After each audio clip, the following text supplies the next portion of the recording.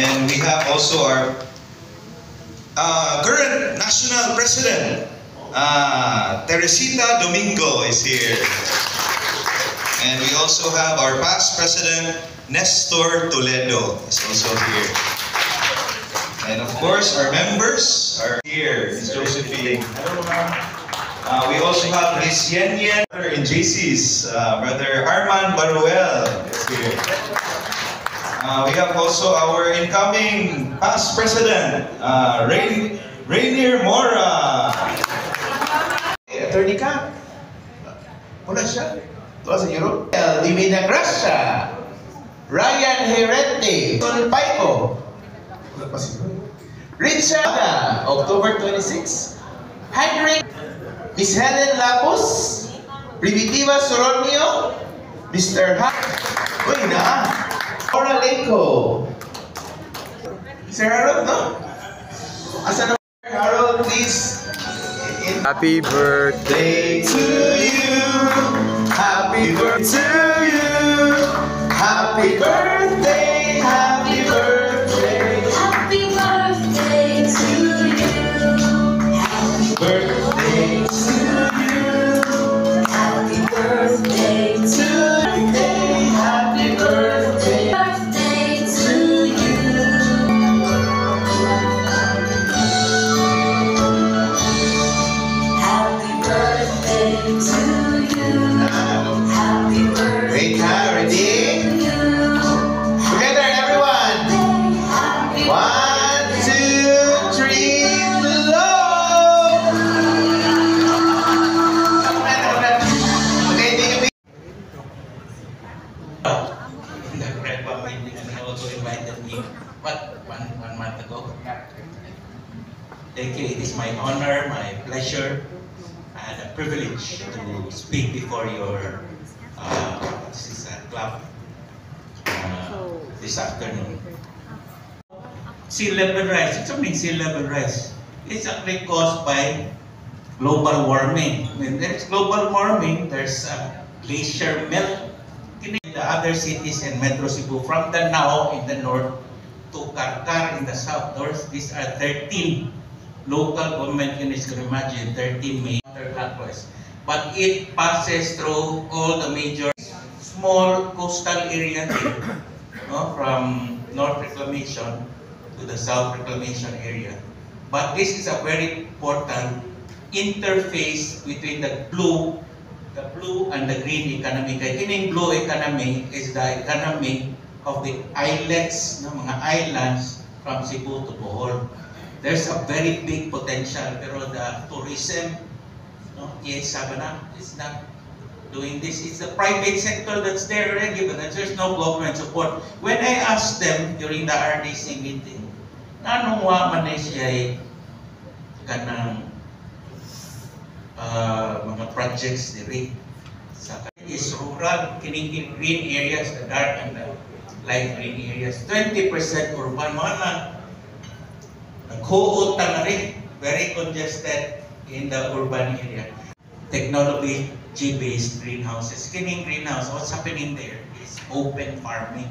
In open farming, slash and burn, kining kaingin ba? Because I told you before, we have very young population, no? But they are largely untrained. No? A lot of them, there's a jobs mismatch. Kaya daghang parents, ganahan yun mag-academe, bachelor's degrees. Di gani maabot og masters and PhD. It's different in other countries. In Germany, I know that 80% of the graduates, no, go into VocTech. Only 20% go higher to academic courses. And then they reach up to master's and PhD degrees. Sa Philippines, bali, 80% mag-academic, 20% VocTech. No, gamay ra tayo niya. Di pa gud maabot ng academic, di maabot og master's o PhD. And then we have the green loop, pedestrian-dominated green corridor, electric buses, and then the BRT line, kanang blue, goes to the SRP to the south. Okay? If you notice, all those mass transit roads are facing northeast. That's very crucial, no? Murag nagkataon lang nag-face of Northeast because that will encourage high-rise buildings along these roads. Nga naman kay mahal man, yan nindot. If the government addresses this or funds infrastructure along this major road, of course the business sector will gather here in mga high-rises. That's very important in our next slides. No? Ang baling tanin sa Pope I John talk to the Paul PWH. Instead of Oscario Guadalupe. baling mo na, it should have been kini may under Escenas ang Llamas. highway over. Nabali naman na ron. So, pero kung tanawin mo diyan ay parking lot sa ng mall diyan. Twice parking lot, makasuot pa ni Llamas padung sa Cabreros.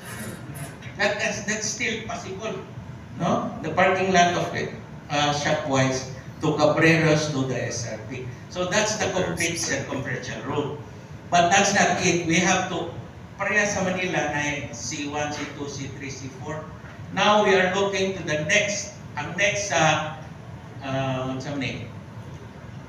John Paul is AS Fortuna, di ba?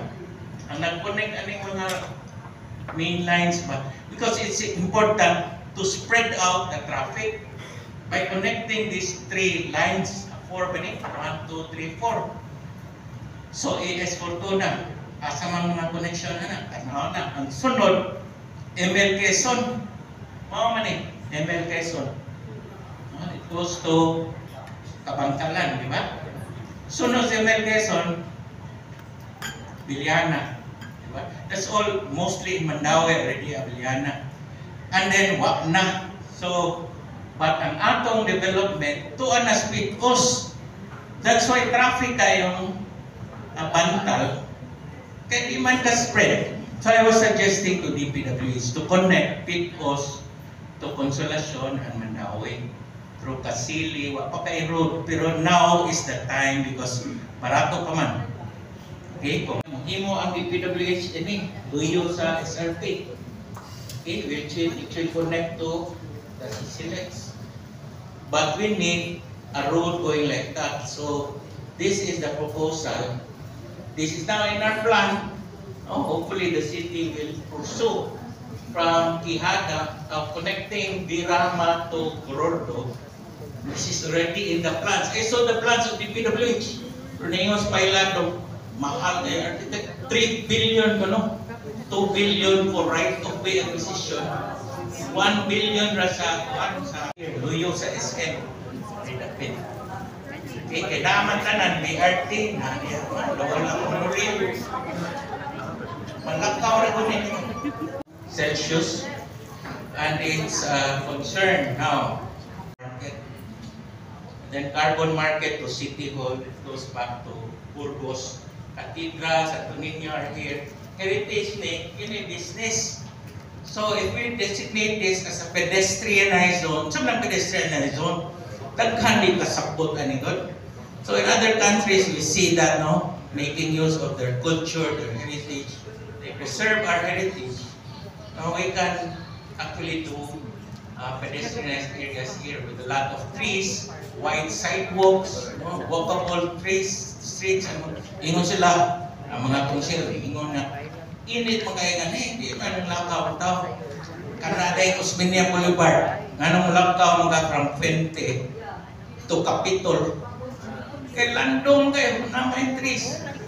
Mabuhat rin na ito din. We can start by having it closed. Part of it, probably on Sundays and all that. How can they connect? What naman ang mga roads? No, it's like that. So I told them, ang kanang ilang bridge, because we suggested this connection from Arena to the SNC side. No? Ilan ang idritso padung City Hall. But this is a third level, probably, pedestrian walkway.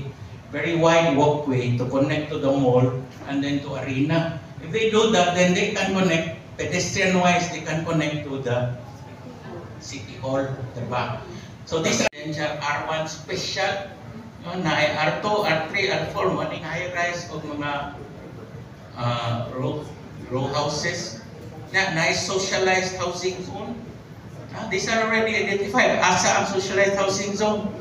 So we have to identify this because pwede man ito gagmay na lots sa socialized housing zone, but they have to remain socialized. Smaller lots, smaller roads, all that. That is possible. So we identify this. For November, our next GMM is we'll be back at City Sports. Okay, so see you in City Sports on November 27. That will be our 11th general membership meeting, and at the same time, that is our induction of our 2026 officers. Our committee chair for the Christmas party is none other than our Mr. and Miss Parrot. So enjoy the Great Nation.